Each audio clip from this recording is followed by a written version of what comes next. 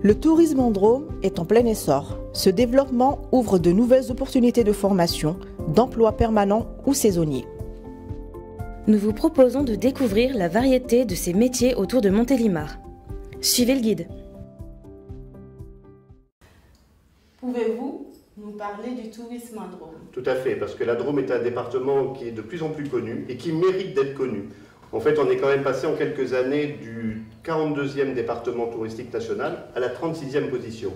Ce qui veut dire qu'on a un département qui attire beaucoup les visiteurs, beaucoup du nord de la France, mais également des Nordiques, des Allemands, des Belges, des Hollandais, qui représentent une part importante de ce tourisme, qui veut découvrir des paysages merveilleux, un tourisme vert, un tourisme également de qualité, via le Rhône, la montagne, le tourisme vert. Pour nous, c'est la Drôme provençale du côté de Montélimar, et on a tous les atouts vraiment pour passer des étapes et devenir un jour dans les 20e départements touristiques de français.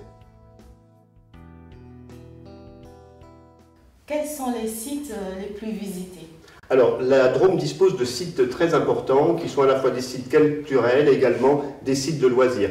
Le must, c'est la ferme aux crocodiles qui attire 270 000 visiteurs et qui est un succès auprès de toutes les familles. Derrière, nous avons le palais idéal du facteur cheval, le château de Grignan qui fait partie des 3 châteaux appartement-département avec le château de Suse-la-Rousse et des Adémar qui se situe à Montélimar. Ensuite, derrière, nous avons d'autres sites comme la cave de Die, mais également le Palais des Bonbons à Montélimar qui attire 150 000 visiteurs. Nous avons également le cave coopérative de l'huile d'olive. Et donc, tous ces sites attirent beaucoup de monde dans la Drôme et c'est une des raisons des visites. Quelles sont les différentes activités proposées? Alors il y a 2 saisons, bien entendu l'hiver autour du ski alpin, ski nordique, avec beaucoup d'activités sur la montagne qui progressent de plus en plus. Et à partir du printemps, la principale activité c'est la randonnée. Les gens viennent pour la randonnée, à la fois pédestre mais également de VTT, de plus en plus aussi de vélos assistance électrique. Et les gens profitent pour découvrir les villages perchés, la Provence, les champs de lavande bien évidemment, le patrimoine, le parc naturel régional des Baronnies provençales, tous ces merveilleux lieux. Ensuite, nous avons d'autres activités, le canoë, la découverte des gorges de l'autre côté de l'Ardèche, évidemment, parce que les gens viennent chez nous, mais vont aussi découvrir chez nos voisins. Et donc, il y a plein d'activités à faire sur la Drôme. C'est vous les métiers qui sont liés au tourisme? Alors, les métiers, ça représente d'abord le tourisme en Drôme, plus de 7200 emplois, et beaucoup aussi d'emplois saisonniers qui ne sont pas forcément comptabilisés. Nous avons donc des métiers principalement dans l'hôtellerie-restauration, c'est là qui génère beaucoup d'emplois. Nous avons des métiers dans l'hébergement au niveau des hôtels, des gîtes, des campings. Nous avons également des métiers directement de service, comme l'office de tourisme par exemple, des métiers liés aux activités de loisirs et de sport, comme les parcs d'attractions, les lieux à visiter, et ça génère aussi beaucoup d'emplois. Il y a également beaucoup de retombées touristiques pour nos commerçants et nos artisans. Les commerçants, c'est compréhensible puisqu'on génère beaucoup de trafic sur la Drôme au niveau des visites, mais les artisans permettent de développer un savoir-faire artisanal et local. On peut parler éminemment de la poterie par exemple sur notre territoire et les gens se réinstallent et réapproprient ces métiers grâce aux visites touristiques. Bonjour. Pouvez-vous nous présenter votre établissement? Bonjour, bienvenue au Café de l'Ardèche. Le Café de l'Ardèche, c'est pour tous les Montiliens 150 ans d'histoire, puisqu'on a des traces de la présence du Café de l'Ardèche dès 1870. En quoi se distingue-t-il des autres cafés? Alors, il se distingue par sa notoriété, mais aussi aujourd'hui par son nouveau concept, où vous avez donc des cuisines qui sont gérées par M. Bastien L'Habitant, et sur un concept de bistronomie. C'est-à-dire que nous partons de recettes gastronomiques, mais nous les adaptons à notre style de restauration. Et un établissement donc, comme celui-ci, quel est l'effectif nécessaire pour le faire fonctionner? Alors, vous avez 2 équipes. Vous avez la cuisine. Donc la brigade est composée d'un sous-chef, d'un commis et de 3 apprentis. Donc que j'organise dans la brigade un petit peu sur tous les postes. Et ce qui est important pour eux, c'est d'acquérir une certaine polyvalence. Donc par exemple, on a Océane qui est au poisson, Denis aux entrées et Safia en pâtisserie. C'est la partie donc cuisine, et en salle, vous avez une directrice de la restauration, vous avez 3 serveurs, serveuses, et on a aussi 2 apprentis. Quelle qualité attendez-vous des personnes qui travaillent pour vous? Alors, tout dépend du secteur d'activité. Lorsque vous êtes en cuisine, c'est au départ aussi, avant tout, une formation, parce que vous ne pouvez pas maîtriser des techniques si vous n'avez pas eu cette formation. Donc souvent, le personnel est issu d'écoles hôtelières, soit de formation dans des centres d'adultes. Quel est votre mode de recrutement pour votre personnel? Alors, le mode de recrutement, lorsqu'il est en cuisine, je reçois le personnel, mais ensuite, il passe dans la partie technique avec le chef. Il y a des évaluations, et en fonction de ces évaluations, il y a des possibilités de venir faire un essai qui nous permet donc d'affiner sur les qualités et le comportement aussi de chaque individu, parce que en cuisine, c'est de la technique, mais c'est aussi un travail d'équipe. C'est un service qu'il faut réaliser dans le plaisir. Chaque table est différente, chaque client est différent. Les attentes ne sont pas du tout les mêmes d'une table à une autre. Et c'est notre rôle d'arriver à chaque fois trouver la bonne clé pour pouvoir permettre à ce que le client soit dans les meilleures conditions d'accueil. Monsieur et Madame Cassandé, bonjour. Pourriez-vous nous présenter votre hôtel?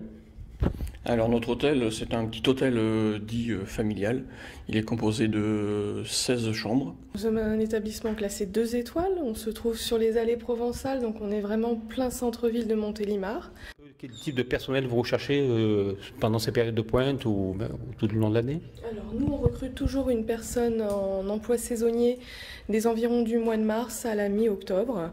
C'est une personne qui serait essentiellement sur l'entretien des chambres, donc avec souvent un contrat de 25 heures en travail sur 6 jours, essentiellement du matin. En quoi consiste votre travail? Mon travail est femme de chambre à l'hôtel Beau Soleil.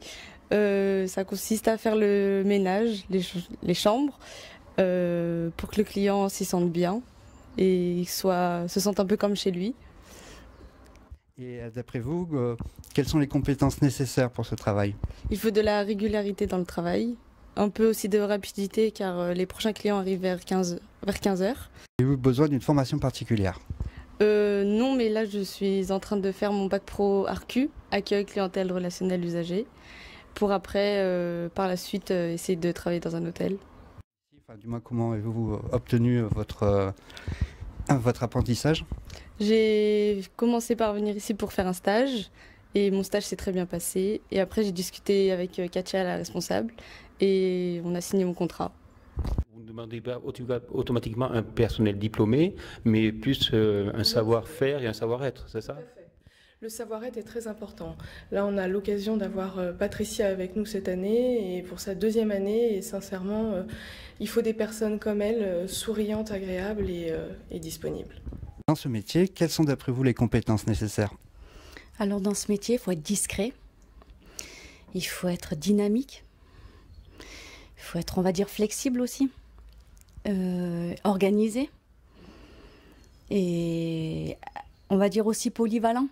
Et en termes de formation, avez-vous une formation particulière? Non, j'ai appris sur le tas et au fur et à mesure. D'accord. Et est-ce que je peux demander comment vous avez été recruté? Alors j'ai fait mes démarches moi-même en posant mes CV de porte à porte. En quoi consiste votre travail? Alors moi je suis réceptionniste polyvalente à l'hôtel Beau Soleil. Et quelles sont d'après vous les compétences nécessaires pour votre travail? Alors je pense que déjà il faut être souriante, c'est le plus important pour un travail de réceptionniste, puisqu'on est beaucoup en relation avec l'usager. Ensuite il faut quand même savoir s'exprimer, je pense que ça aussi c'est très important, parce que du coup voilà, il faut qu'on échange avec les clients, donc c'est super important. Avez-vous eu une formation particulière pour cela? Alors non, moi j'ai pas suivi la formation d'hôtellerie. Par contre, j'ai eu un BEP vente, ce qui se rapproche un petit peu de ce milieu, et j'ai aussi obtenu un bac pro commerce. Mais le reste de ma qualification, je l'ai appris sur le tas, au travail. Vous maîtrisez des langues étrangères? Oui, je maîtrise l'anglais, et d'ailleurs c'est primordial, hein, au moins l'anglais pour la réception. Du recrutement, vous passez par Pôle emploi, vous passez par d'autres organismes? Alors, en principe, dans nos corps de métier, enfin moi j'ai toujours connu comme ça, c'était vraiment à la base du bouche à oreille, d'accord. Mais actuellement, on a quand même des difficultés à trouver du personnel, donc après, on fait aussi appel à Pôle emploi. Pôle emploi et l'UMI également, l'Union des métiers de l'hôtellerie en fait, qui nous aident, qui sont basés sur Valence, qui ont régulièrement des curriculum vitae qui peuvent nous transmettre également.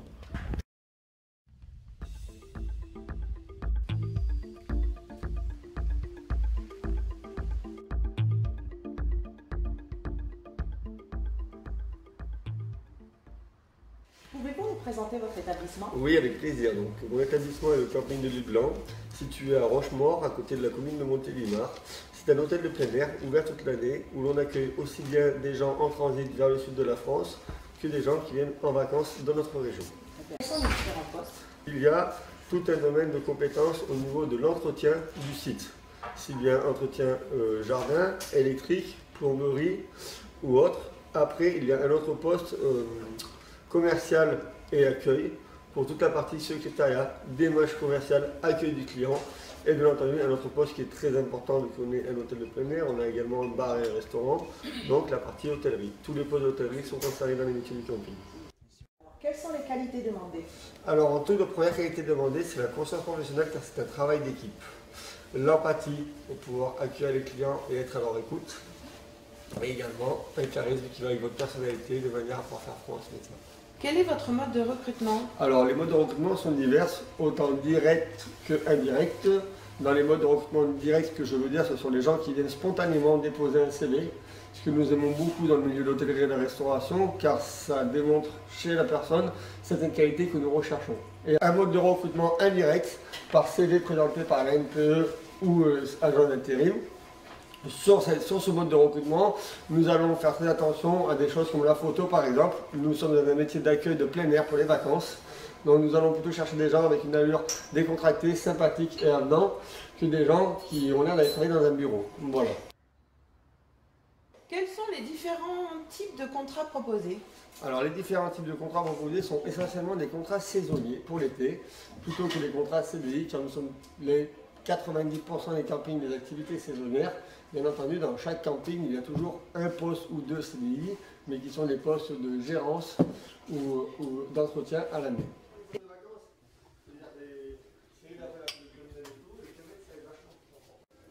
Quel poste occupez-vous? Alors actuellement, j'occupe essentiellement le poste de barman, donc qui consiste à servir les gens quand ils se présentent au niveau du bar, en boisson ou en snacking. Et éventuellement aussi, je m'occupe de l'accueil. Or, quand le reste du staff est occupé sur les activités, donc je vais gérer l'accueil, accueillir les gens, les placer sur le camping, les accueillir dans leur langue, selon les différentes langues qu'ils peuvent parler. Et comment avez-vous été recruté? Alors moi, j'ai envoyé mon CV tout simplement au camping. Et donc les responsables m'ont rappelé, après un entretien. Et sur quelles compétences? Et les compétences, c'est avant tout, donc moi j'ai un cursus dans le tourisme, au niveau touristique, ce qui m'a permis de développer les langues et de faire différents stages dans différentes entreprises. Et ensuite, ce qu'on me demande beaucoup, donc c'est beaucoup d'énergie, de la présence avec les gens.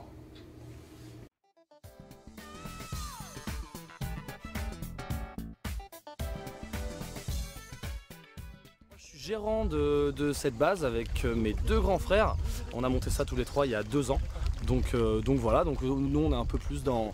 On fait un peu de tout, un peu tous les rôles. On pilote le téléski, on coach sur les activités, on fait de la caisse, on fait de l'accueil, voilà, on est un peu polyvalent. Alors on est tous les trois issus du milieu du sport, on a passé pas mal de diplômes dans le milieu du sport. Donc que ce soit un de mes grands frères qui est dans le canoë, qui a un brevet d'état dans le canoë, moi-même qui a fait une licence en STAPS. Donc j'ai un DUG STAPS qui me permet d'encadrer dans beaucoup d'activités. J'ai passé c'est sciences et techniques des activités physiques et sportives. C'est la fac de sport. Donc voilà. Et donc BNSSA pour pouvoir surveiller après sur les activités. Donc oui, on a passé quand même tous les diplômes nécessaires à l'encadrement et l'animation des activités qu'on propose ici. Et vous avez besoin de temps en temps, pleine saison, d'embaucher du monde? Eh ben on embauche 2 personnes en plus de nous, donc on est 5 permanents après pendant la saison. On embauche un BNSSA en plus pour du coup être surtout sur la surveillance des water games, le coaching et voilà la mise en place des gilets, des consignes de sécurité, tout ça. Et là on vient d'embaucher une dernière personne, là une troisième pour plus hôtesse de caisse, donc accueil de la clientèle, encaissement, snack.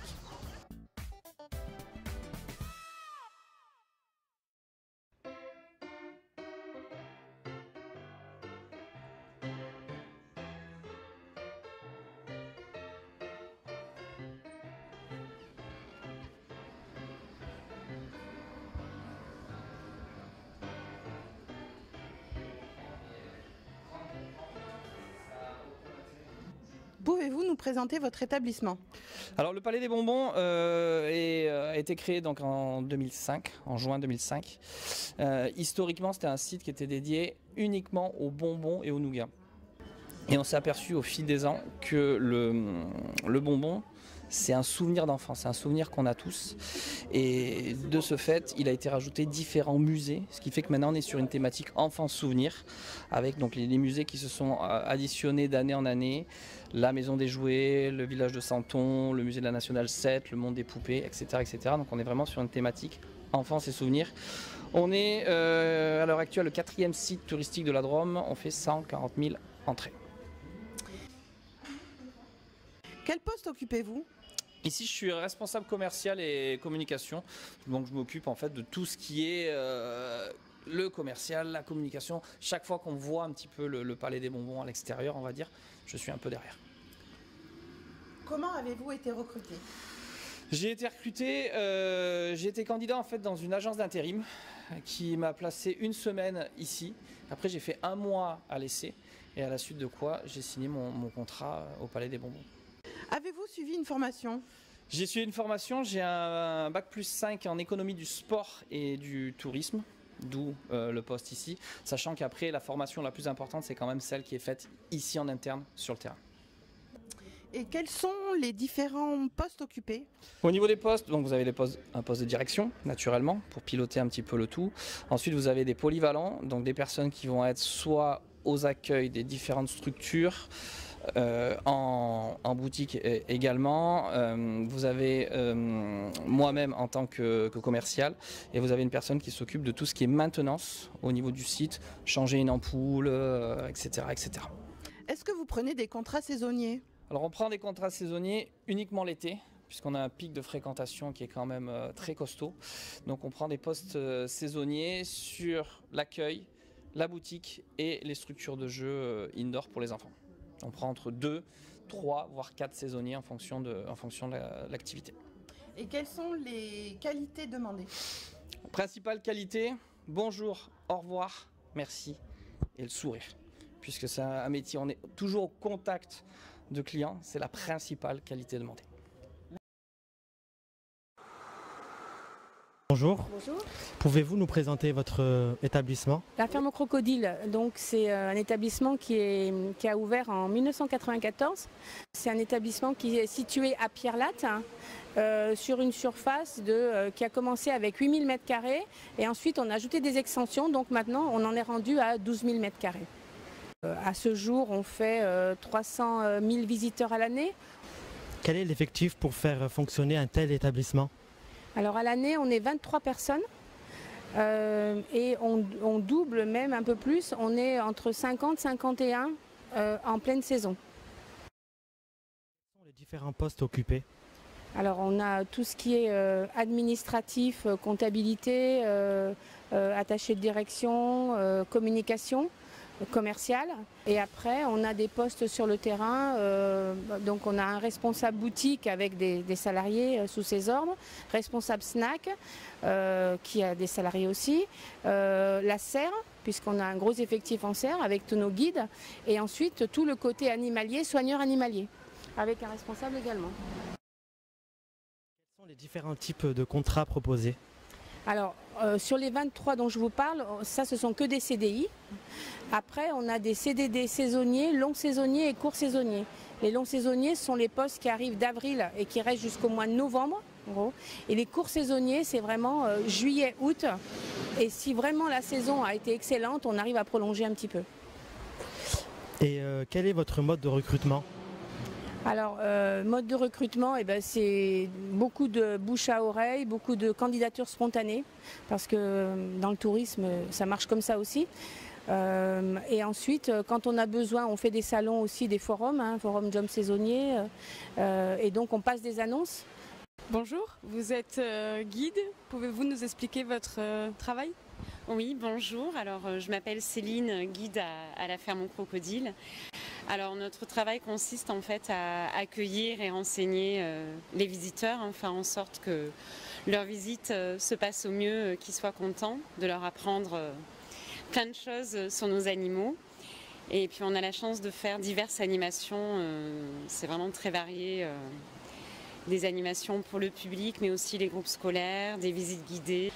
Quelle formation avez-vous suivi? Alors, un BTS tourisme, comme il faut aussi parler plusieurs langues, comme on a également des visiteurs étrangers. Quels sont vos horaires de travail? Alors en ce moment, c'est la période la plus calme, l'hiver, donc on commence à 9h15 et on termine à 17h. Par contre, pendant les vacances scolaires, par exemple l'été, là, on peut commencer à 9h moins le quart et après la serre ferme à 19h. Mais comme après on a le soutien, on a l'aide des saisonniers, on est le double au niveau des employés, donc on a quand même toujours nos 2 jours de repos dans la semaine. Comment avez-vous été recruté? Alors juste avant de travailler ici, je travaillais au Club Med en tant que réceptionniste et j'avais fini ma saison et du coup je suis allée à la NPE et j'ai vu l'annonce pour la ferme au crocodile et du coup je me suis présentée le lendemain et depuis j'y suis, voilà. Ça fait longtemps que vous y êtes? Alors oui, depuis l'an 2000, donc ça fait du coup un moment, oui. Vous êtes soigneur, pouvez-vous m'expliquer votre poste? Alors mon poste consiste en fait à être au quotidien avec les animaux. Tout d'abord le nettoyage des enclos. Par ce nettoyage on évite ainsi 80% des maladies. Et ensuite ça va être au quotidien des travaux, de l'aménagement et bien sûr le nourrissage des animaux. Donc ici en fait on est à la cuisine des animaux, pour les animaux. C'est ça. Pour quel animal les endives? Alors c'est pour les tortues. Les Vous tortues. mettez un os de sèche dedans? Oui, un os de sèche parce que c'est bourré de calcium et elles en ont besoin et elles en mangent pas assez, donc on le cache pour pas leur donner, pour pas qu'elles le voient. Et vous, c'est votre emploi principal Moi je suis stagiaire depuis lundi. D'accord. Donc voilà. Quelle formation avez-vous suivi? Alors les formations de soigneurs, on peut soit être formé sur le terrain ou passer par une école. Donc moi je suis passé par l'école de Vendôme et c'est une formation de 1 an où des intervenants professionnels viennent parler de leur métier. Comment avez-vous été recruté? Et donc par un autre collègue soigneur, j'ai appris qu'il cherchait du monde ici, j'ai postulé. Fin 2016, ils m'ont pris en CDD pour une saison en 2017 et à la fin de mon CDD, j'ai signé un CDI. Nous, on présente aujourd'hui la plus grosse collection de crocodiles du Nil d'Europe. Et on présente certaines espèces où on a un véritable intérêt de conservation des espèces. Et c'est notamment le gavial du Gange, qui est une des espèces les plus en danger chez les crocodiliens.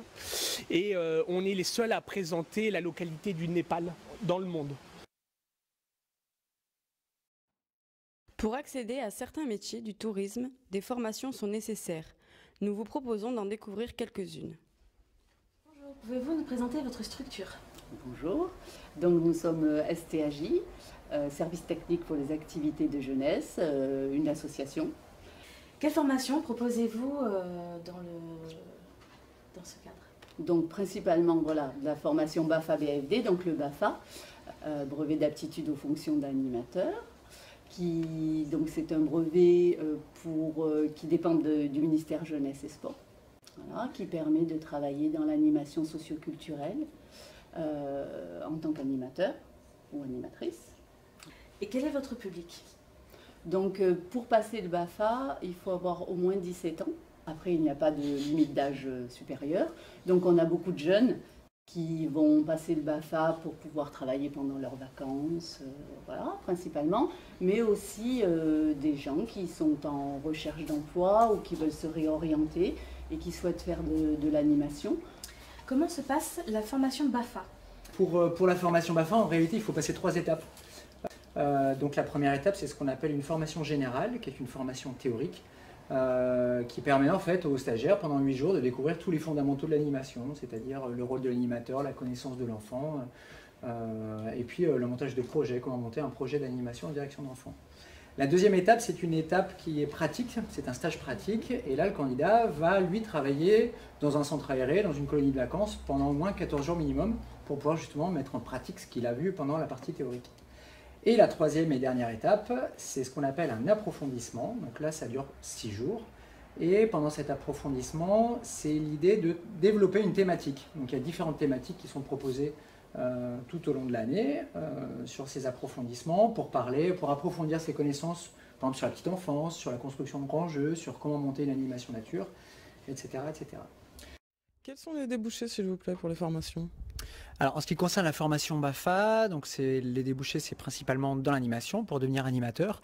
Mais après, animateur, on peut être animateur dans plein d'endroits différents. On peut être animateur en centre de loisirs, on peut être animateur en colonie de vacances, on peut travailler dans des campings, on peut être aussi animateur dans ce qu'on appelle les classes découvertes. Et il y a aussi tous les animateurs qui travaillent maintenant dans les écoles, en périscolaire. Donc ça fait pas mal de débouchés possibles après la formation BAFA. Vous connu cette formation? Alors moi j'en ai entendu parler par mes professeurs parce que je fais mon bac dans le social, du coup voilà. Moi j'en avais entendu parler par mes amis et comme il y avait un internat, ça m'a plus intéressée pour vivre en groupe. Moi j'en ai entendu parler, on m'avait proposé la formation et puis j'ai une amie qui l'avait faite, du coup j'en ai profité quoi. Et moi, donc, je suis en réinsertion professionnelle, donc pour faire médiateur social et familial, et donc il me fallait le BAFA. Quels sont les modes de financement de ces formations ? Alors ils peuvent être différents, ça dépend si l'on est étudiant. Par exemple pour les étudiants, il peut y avoir des aides au niveau de la CAF qui existent. Alors il y a une aide de la CAF nationale et il y a des aides au niveau de la CAF Drôme qui sont particuliers pour les Drômois, pour les allocataires CAF Drôme. Il y a aussi des aides par le Pass Région maintenant pour les étudiants contre des heures de bénévolat dans des associations. On peut avoir des crédits formation. Ensuite, il peut y avoir des aides lorsqu'on est demandeur d'emploi, donc soit par Pôle emploi, soit par la mission locale.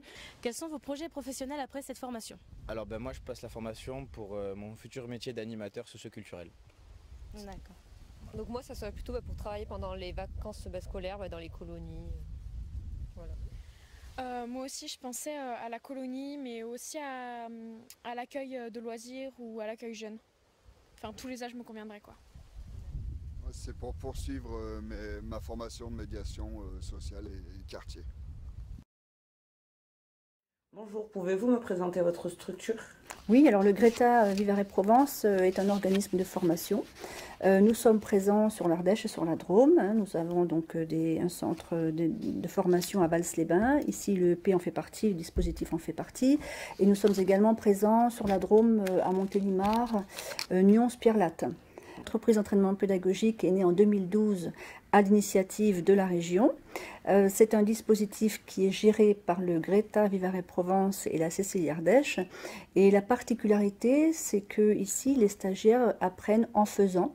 C'est une entreprise école, donc où tout est basé sur l'apprentissage sur poste. Vous trouvez donc dans l'entreprise, c'est une entreprise école où nous avons en fait reconstitué les différents services d'une entreprise.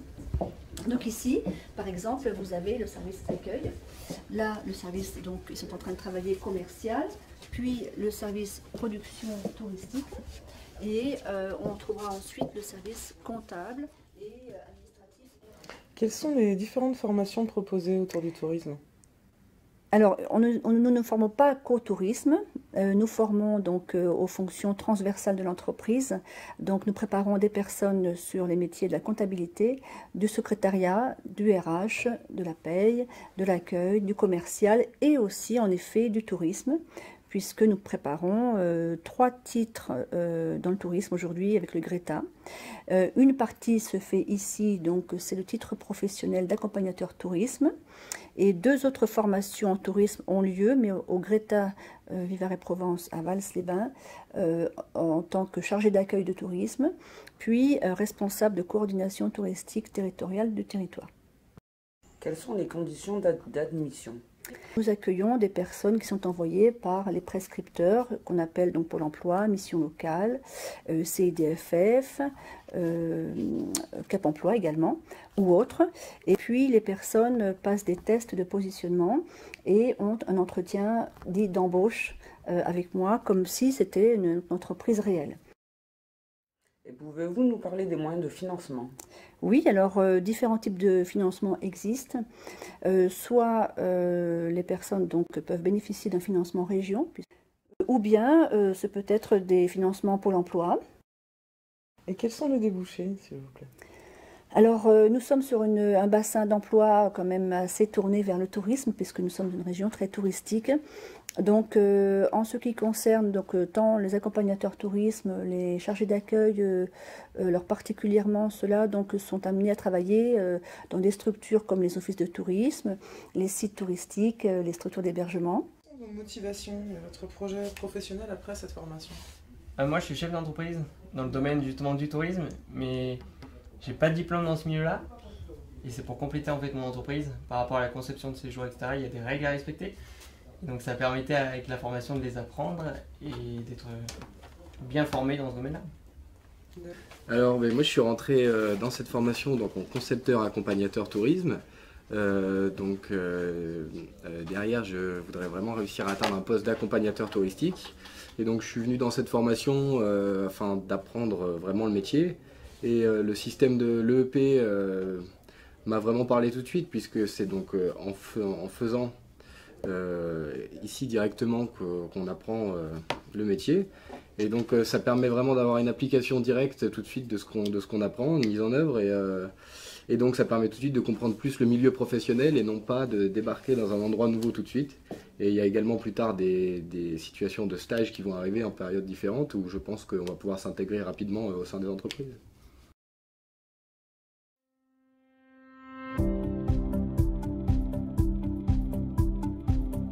Un grand merci à tous ceux qui nous ont donné de leur temps pour la réalisation de ce film.